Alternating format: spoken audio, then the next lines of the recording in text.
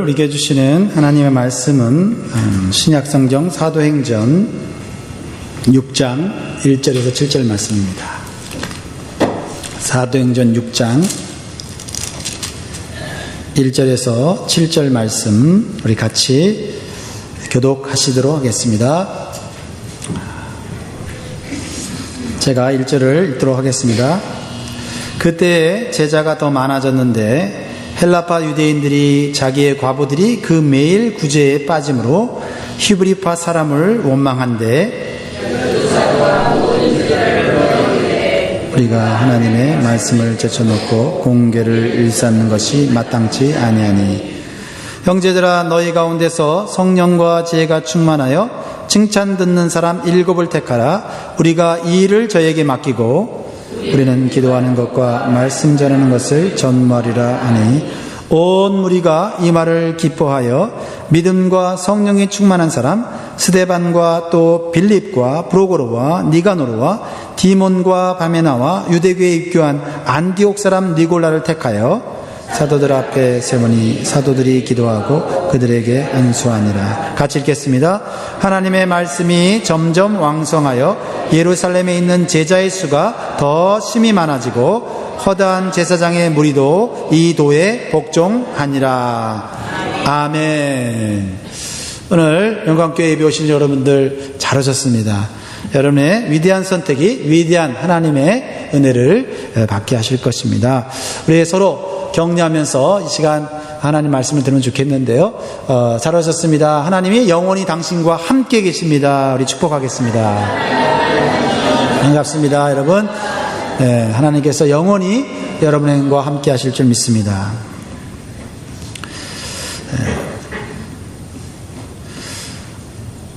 여러분, 데일 카네기라는 사람 아십니까? 유명한 자기 개발서를 쓰시고 또 자기 관리에 대한 책들을 많이 쓴 처세술의 대가 데일 카네기에게 한 친구가 찾아왔습니다. 지금 자신은 너무나도 여러 가지 일들로 인해서 불행하고 참 내 삶이 불만족스러운 문제로 가득 차 있다고 말을 하면서 어떻게 문제 없는 삶을 살 수 없을까 하고 그 유명한 친구에게 찾아왔습니다. 그러자 카네기는 그럼 내가 전혀 문제가 없는 곳을 내가 소개해 주겠다고 하면서 친구를 그곳으로 데려갔습니다. 그러면서 여기가 문제가 없는 곳이네 이렇게 했습니다. 그러자 그 친구가 화를 버럭 냈습니다. 어디였을까요? 어떤 분들은 문제가 없는 곳이라고 해갖고 교회요 그럴 분도 있지만 아닙니다. 공동묘지였습니다. 그러면서 카네기는 진지하게 이렇게 말을 했는데요. 그가 한 이야기를 좀 요약을 하자면 이렇습니다. 문제가 없는 사람들은 다 죽은 사람들 뿐이야. 문제는 큰 발전을 가져오는 기회라는 것을 알아야 해. 문제가 없는 사람에게는 도전이 없어. 도전이 없는 사람은 참다운 삶을 모르는 사람이야 라고 그 친구에게 조언을 했다고 합니다. 그렇습니다. 이 세상에 문제가 없는 곳은 없습니다. 어딜 봐도 문제투성이입니다.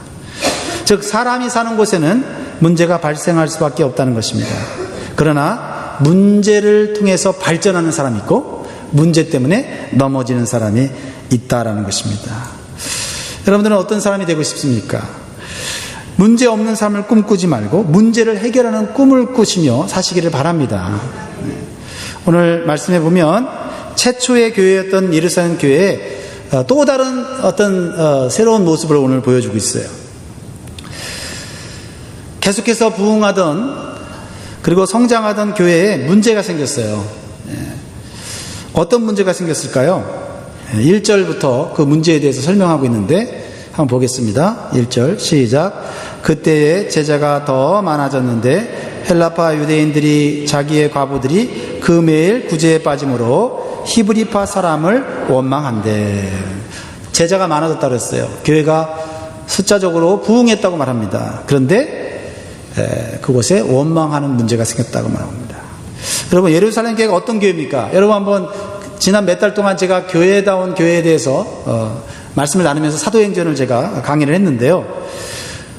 120명의 성도들이 한 자리에 모여서 뜨겁게 기도해서 성령 충만받아서 세운 교회예요. 기도해서 세운 교회입니다. 그래서 성령 받은 사람들이 서로 먹을 것을 나누고 물질을 아낌없이 나누고 내 것 네 것 없이 그냥 서로 사랑하고 섬기는 공동체였습니다. 그리고 교회 밖에는 핍박과 위협이 있었지만 기도와 믿음으로 이겨냈잖아요. 그리고 성전과 집에서 모여서 말씀을 가르치며 공부하며 쉬지 않고 전도하는 교회였다고 말하고 있어요. 한마디로 말하면 이 교회는요, 건강한 교회고 문제가 없는 교회입니다. 그래서 점점 더 제자의 수가 많아졌다라는 것입니다. 그런데 오늘 교회 안에 갈등이 생겼는데요, 크게 두 파가 갈라져 있죠. 하나는 헬라파 사람들과 또 하나는요, 히브리파 사람들입니다.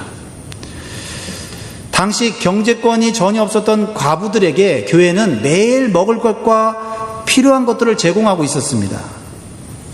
그런데요, 공평한 분배가 이루어지지 않은 거예요. 특별히 헬라파 사람들에게 속한 과부들에게 이 구제가 잘 배분이 되지 않았던 것 같습니다. 그래서 헬라파 사람들이 문제를 가지고 일어섰습니다. 자기 과부들이 구제에 빠졌다가면서 히브리파 사람들을 원망하는 것입니다. 사실 이 구제의 문제는요, 큰 분열의 불씨가 될 수 있는 상황이죠. 단순히 먹을 것의 문제인 것 같지만 사실 이것은 파벌 싸움으로 벌어질 수 있는 그런 거예요. 당시 이 예루살렘 교회는 히브리파 사람들 중심으로 교회가 세워졌어요. 그런데요, 이 히브리파 사람들이 기도하고 성령 충만 받을 때, 그때 예루살렘에 왔던 그 헬라파 유대인들이 이 히브리파 유대인들이 성령 받고 방언하는 거 보면서 교회에 오기 시작했어요. 예수님을 믿기 시작한 거예요. 그러니까 주로 이 교회의 구성원들은 히브리파 사람들이에요. 헬라파 사람들은 소수였습니다.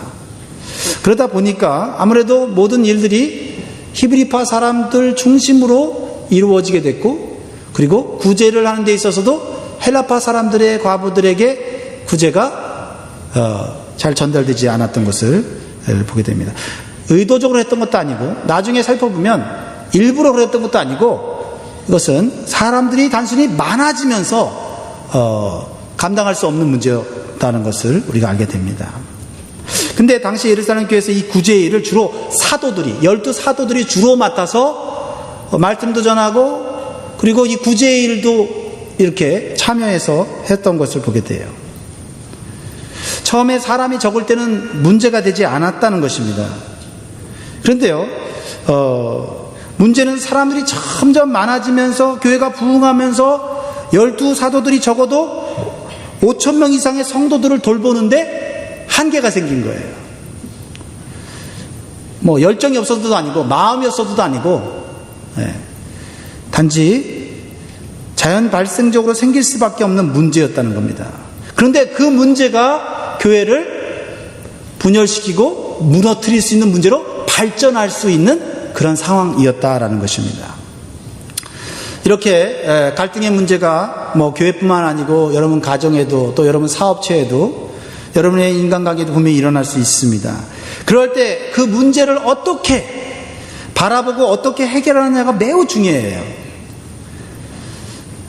문제가 발생했을 때 그 문제를 소홀히 하거나 그 문제를 해결하지 못하면 그 문제가 점점점 커지는 것을 우리는 경험했을 것입니다. 그러나 그 문제를 잘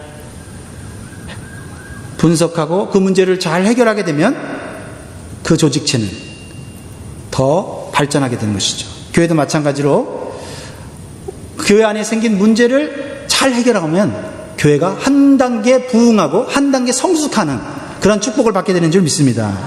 예루살렘 교회가 그런 교회였다는 거죠. 문제가 있었지만 그 문제를 잘 해결함으로 말미암아서 더 부흥하게 되고 더 성숙한 교회가 되었다라는 것입니다. 우리 영광교회가 2018년도에 더 부흥하고 더 성숙한 교회가 되기를 간절히 소원합니다. 그런 마음에서 저는 이 설교 준비를 준비하게 되었습니다. 첫 번째, 이 문제를 바라보는 시각을 가져야 되겠습니다. 교회 안에 있는 문제는 그 교회를 더욱 성숙시키고 성장시킬 수 있는 기회로 만들 수 있다는 것이에요. 믿으십니까? 아멘. 반대의 경우도 있겠지요. 그 문제를 해결하느냐 못하느냐는 그 교회의 영적 질서와 성도들의 영적인 성숙에 달려 있는 것입니다. 먼저 문제를 해결하기 위해서 문제의 발생 원인을 어디에서 찾느냐가 중요해요. 여러분, 예루살렘 교회는 문제의 원인을 어디서 찾았습니까? 히브리파 사람들 때문이야. 자기들이 교회의 주도권을 잡고 있는다고 우리를 무시하는 거 아니야? 우리가 해외에서 이민 왔다고 해서 이민자들을 소홀히 하는 거 아니야? 이렇게 보지 않았다는 것입니다. 또 히브리파 사람들도 헬라파 사람들을 무시하고 그 사람들에게 더 문제가 있다고, 우리는 차별하지 않았는데 그들이 스스로 차별한다고 생각하고 있어 하면서 그들에게 문제를 두지 않았다라는 것입니다. 2절에 보면 이렇게 말하고 있어요. 2절에 보겠습니다. 시작. 12사도가 모든 제자를 불러 이르되 우리가 하나님의 말씀을 제쳐놓고 공개를 일삼는 것이 마땅치 아니하니. 불만이 있고 또 갈등이 생긴 모든 사람 다 불렀어. 다 불러서 12사도가 그들에게 얘기할 때 이렇게 얘기합니다. 우리가 하나님의 말씀을 제쳐두고 공개를 일삼는 것이 마땅치 아니합니다 라고 얘기했습니다. 다시 말하면 첫 번째로 사도들은 이 문제의 발생 원인이 자신들에게 있음을 고백하고 있다라는 것입니다. 교회 안에 문제가 생겼을 때 지도자들은 문제의 직접적인 원인이 지도자에게 있지 않더라도 분명히 지도자에게 책임이 있다고 하는 것, 그래서 문제를 자신들에게서 발견할 수 있는 이러한 시각이 있어야 한다라는 것입니다. 물론 히브리파 사람들이 주도해서 구제를 하다가 문제를 일으킨 것입니다. 그러나 그러한 문제가 발생하게 된 것은 바로 지도자들의 부족함 때문이었다라고 고백하고 있다라는 것입니다. 무엇보다도 문제의 원인을 자신들의 영성에 두고 있는데요, 우리가 하나님의 말씀을 제쳐두고 있었다라고 말하고 있어요. 가장 중요한 하나님의 말씀을 제쳐두고 사람들을 돌보는데 에너지를 다 소비하다 보니 말씀을 읽을 시간도, 말씀을 연구할 시간도, 또 말씀을 가르치는 일도 점점 줄어들게 되었고 결국 이런 문제가 생기게 되었다라고 본 것입니다. 원망하는 사람들의 문제를 자신들의 문제라고 생각한 것입니다. 여러분, 처음 교회가 세워졌을 때 몇 명이었다고요? 그래도 처음에 120명이잖아요. 네. 다 그래도 그분들은 예수님을 만났던 사람들이에요. 그렇죠? 120명 성도들은 예수님을 만났던 사람들이기 때문에 믿음이 있고 기도할 줄 알고 또 성령 충만을 받을 줄 아는 사람들이었어요. 그래서 그들에게는 하나님의 말씀, 복음을 열심히 사도들이 가르쳐 주기만 하면 되는 거예요. 그러면 영적으로 성장하고 그들은 알아서 기도하고 알아서 전도하고 알아서 주의 일에 봉사하는 사람들이었다는 겁니다. 그때 당시에 다 가정교회였기 때문에 12사도들이 뭐 숫자적으로 한번 이렇게 나눠본다면 10명씩, 그렇죠? 120명이면 12사도가 10명씩만 맡아서 돌보기만 하면 그 예루살렘 교회는 얼마든지 영적으로 자라고 양육되고 훈련되고 행복해질 수 있는, 그래서 행복했어요. 네. 그런데요, 교회가 3,000명이 됐어요. 좋은 일 아닙니까? 또 5,000명이 됐어요. 정말 기쁜 일 아니에요? 그런데 12사도들이 개인적으로 돌보기에는 너무나 많은 숫자가 되어버린 거예요. 무엇보다도 예수님을 믿은 지 얼마 되지 않은 초신자들이 있었고 또 헬라파 유대인들과 같은 다양한 사람들이 교회 안에 들어오게 됐다라는 것이에요. 헬라파 유대인들은요, 외국에서 태어난 유대인 2세들인데 아빠가 헬라인이고 엄마가 유대인인 그런 가정을 말하고 있는 거예요. 그러니까 문화 차이도 있어요, 언어 차이도 있어요, 또 신앙의 차이도 있는 거예요.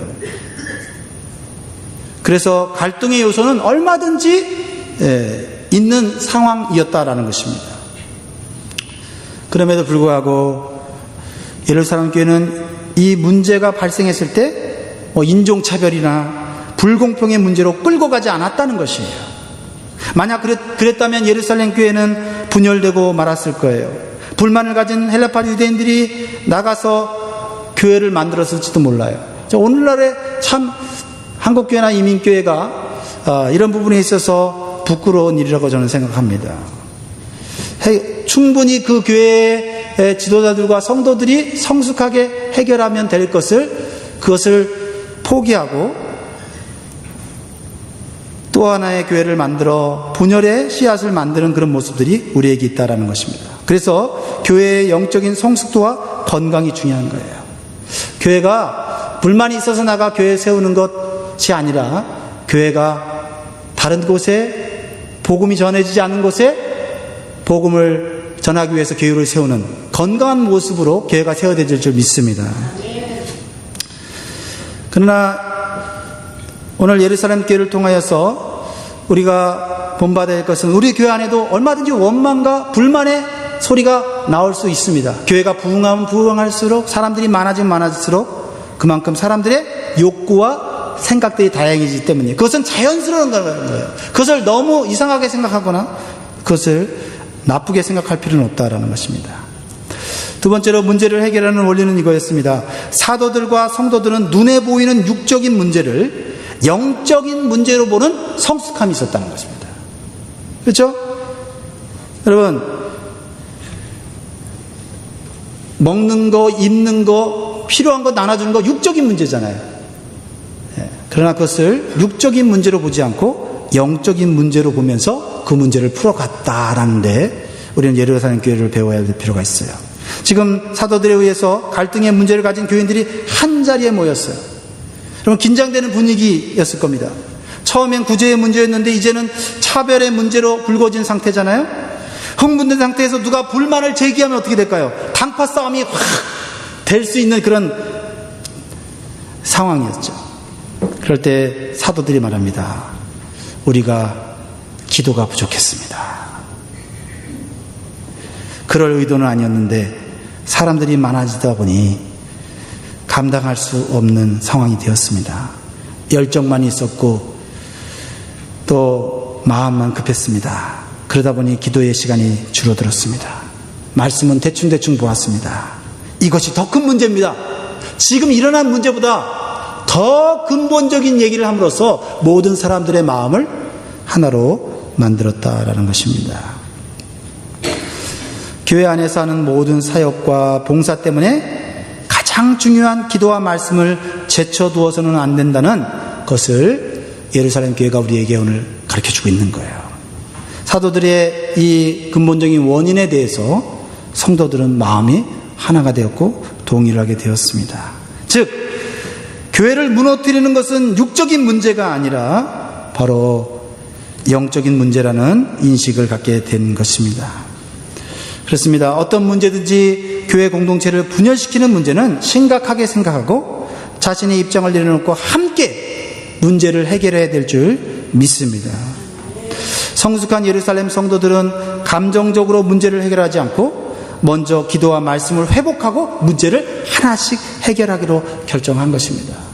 여러분, 이게 쉽지 않습니다. 그렇죠? 당장 내가 먹을 것을 분배받지 못했고 내가 필요한 것을 내가 얻지 못했는데 그것을 우리 기도합시다 그러면 지금 기도가 나오겠습니까?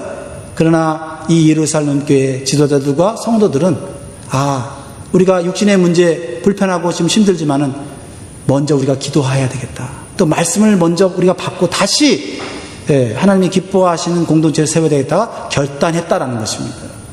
이게 한 장도 안 되는 이러한 내용이지만은요, 여기에는 엄청난 많은 갈등이 있었고 보이지 않는 불씨가 있었다는 것을 우리는 상상할 수 있는 것입니다.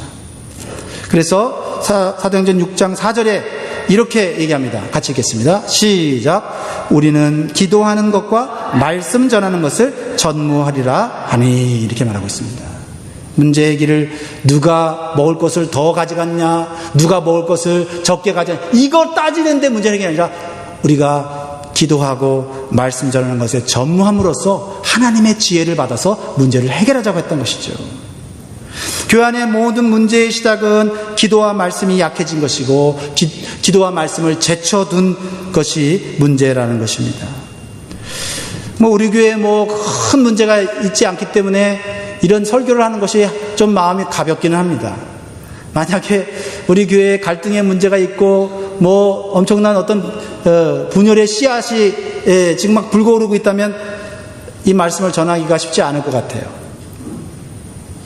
여러분, 기도와 말씀을 소홀히 하면 주님의 일을 우리가 온전히 해낼 수 없다는 사실을 우리가 인정하면 좋겠습니다.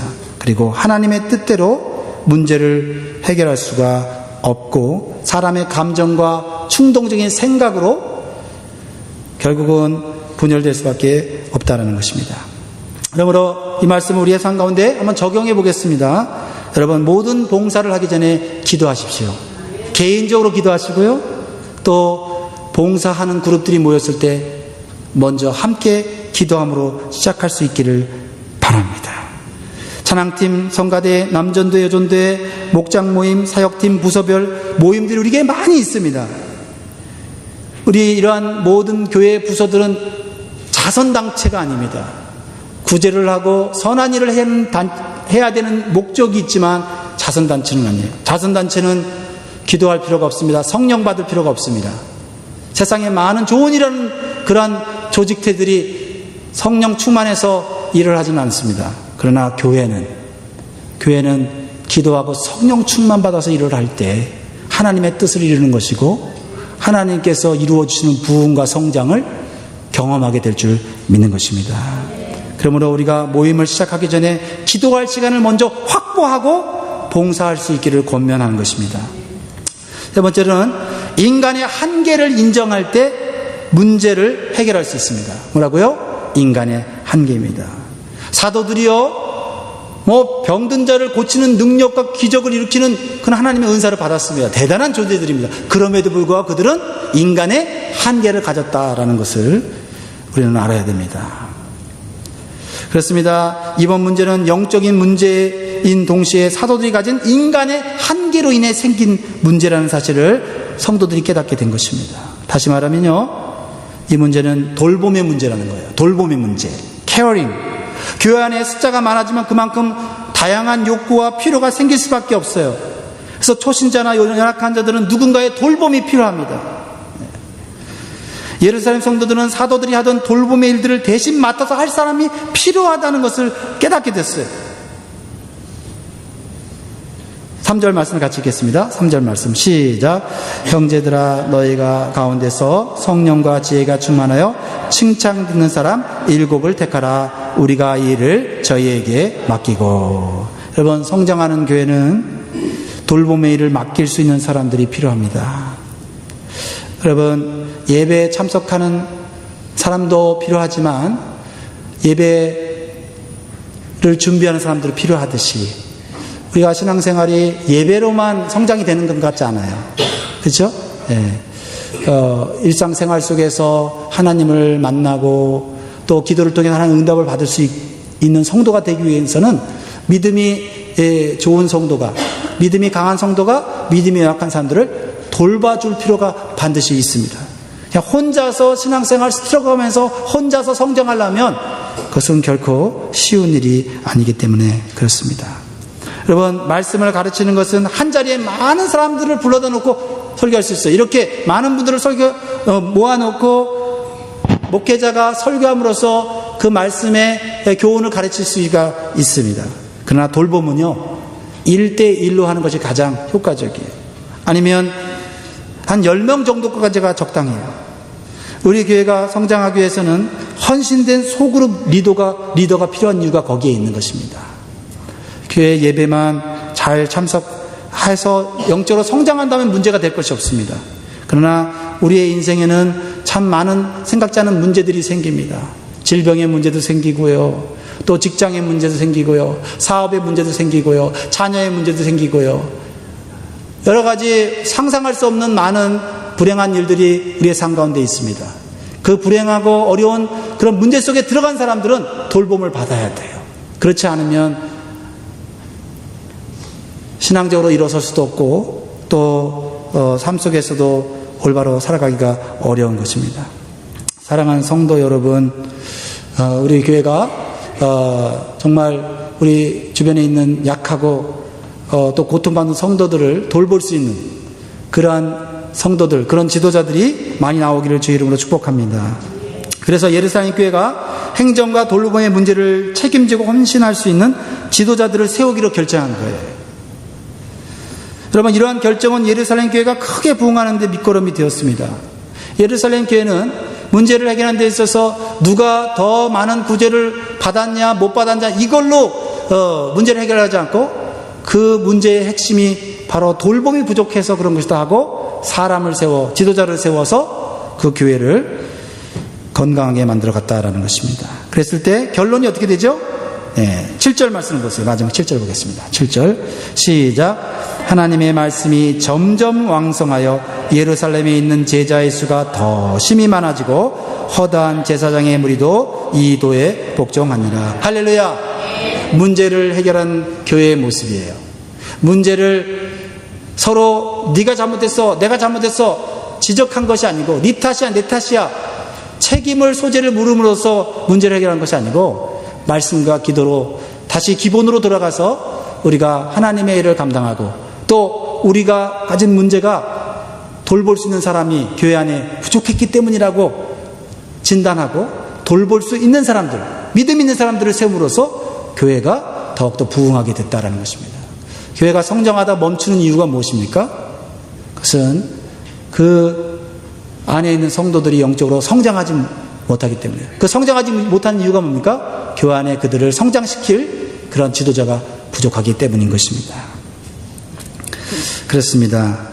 오늘 예루살렘 교회는 교회를 말씀과 기도로 건강하게 세우는 것이 중요하다고 생각했고 그래서 헌신된 7명의 집사들을 선택했습니다. 5절 읽겠습니다. 5절 다 같이 5절 6절 시작. 온 무리가 이 말을 기뻐하여 믿음과 성령에 충만한 사람 스데반과 또 빌립과 브로고로와 니가노로와 디몬과 바메나와 유대교에 입교한 안디옥 사람 니골라를 택하여 사도들 앞에 세우니 사도들이 기도하고 그들에게 안수하니라. 아멘. 그렇습니다.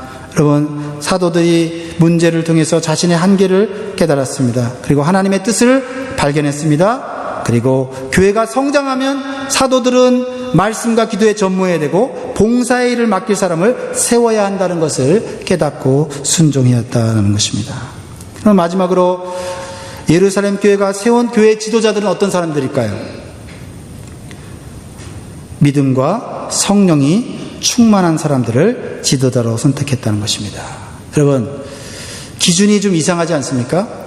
여러분, 구제의 문제는 행정의 문제예요. 그리고 돈의 문제입니다. 그리고 갈등의 문제예요. 그러면 크라이시스 매니지먼트를 전공한 카운셀러나 아니면 어카운팅을 전공한 어떤 그런 전문가나 이런 행정의 전문가들을 뽑아야 돼요. 그런데요, 이 일에 적합한 어떤 은사를 가진 사람을 선택하지 않고 믿음과 성령이 충만한 사람을 선택했다라는 것입니다. 여러분, 만약 어떤 회사에서 고객 서비스와 판매에 문제가 생기면 어떻게 하죠? 그 일에 해당하는 전문가들을 불러서 회의를 하고 파견을 해서 문제를 해결하라고 할 것입니다. 그 회사의 문제를 해결할 전문가가 어떤 믿음을 가졌는지 또 어떤 성격을 가졌는지는 사실 큰 문제가 아니에요. 크게 상관이 없습니다. 오직 그 문제를 해결할 전문적 지식과 능력이 있으면 되는 거예요. 세상에서는 믿음과 성령 충만한 사람을 쓸 이유가 없습니다. 그런데 교회는 다릅니다. 물론 교회도 조직체고 사람들의 모임입니다. 그러나 성경이 제시하는 가장 우선시해야 하는 지도자의 조건은 믿음과 성령 충만한 사람이라는 것입니다. 사회적 지위가 높다고 전문적인 어떤 지식을 가진 어떤 고학력자라든지 아니면 돈이 많아서 돈을 많이 쓸 수 있는 그런 사람이 아니라 바로 믿음과 성령 충만한 사람이었다는 것입니다. 그 다음이 은사고 그 다음이 경험이고 그 다음이 그런 다른 세상적인 어떤 기준이 될 수도 있겠습니다. 여러분, 믿음과 성령이 충만한 사람이 의미하는 것이 무엇입니까? 믿음의 사람은 뭘까요? 믿음의 사람은 사람이 아니라 하나님을 온전히 믿고 의지하는 사람이 믿음의 사람인 줄 믿습니다. 성령 충만한 사람은 누구입니까?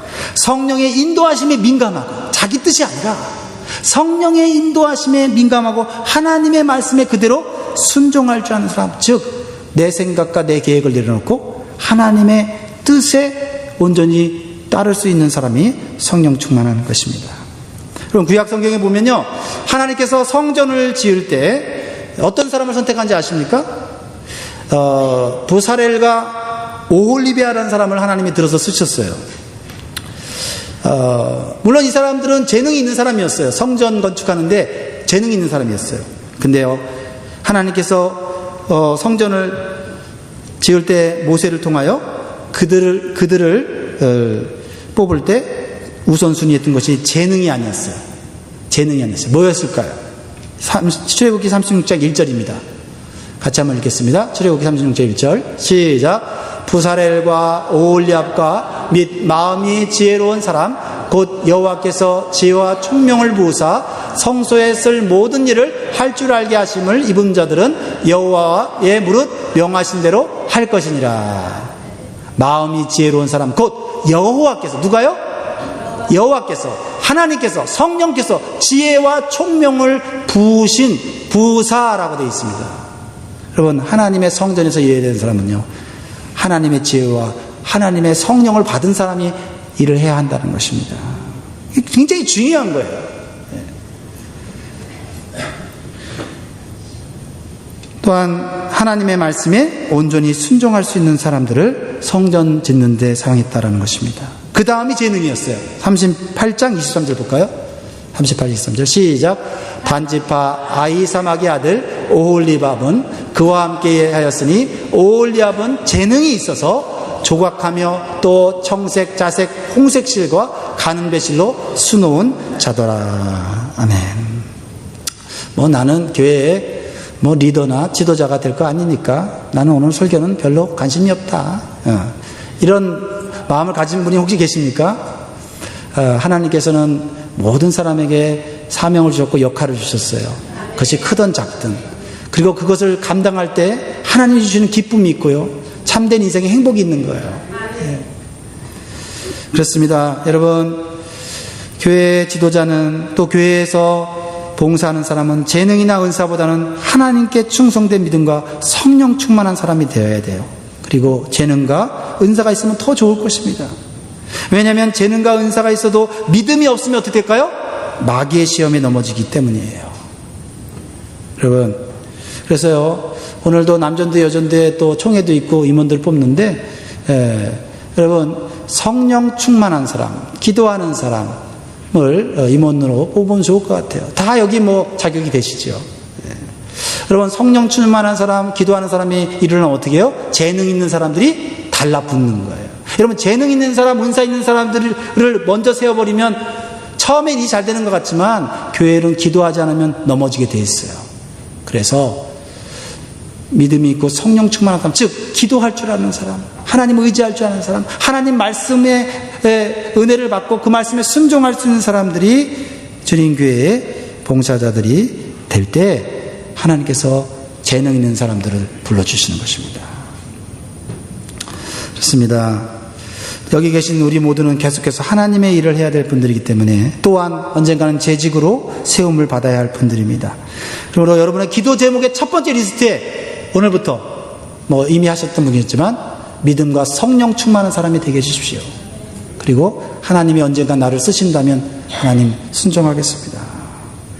사랑하는 성도 여러분, 이제 말씀을 마무리합니다. 교회가 성장하다가 많은 문제가 생길 수 있습니다. 그 교회 안에 생기는 많은 문제 중에 대부분의 경우가 뭐냐면 돌봄의 문제예요. 돌봄. 사실 돌봄이 잘 되면 불만의 문제, 어떤 삶의 어려운 문제들이 금방금방 해결돼요. 그러나 돌봄이 잘 되지 않으면 그 돌봄의 문제가 다양한 문제로 발생을 합니다. 차별 문제로도 나타나고 돈 문제로 나타나고 다양한 문제로 발생되어지는 것입니다. 그러나 그 문제를 성경적인 방법으로 잘 해결하면 더 많은 성장과 부흥을 이루게 되는 것입니다.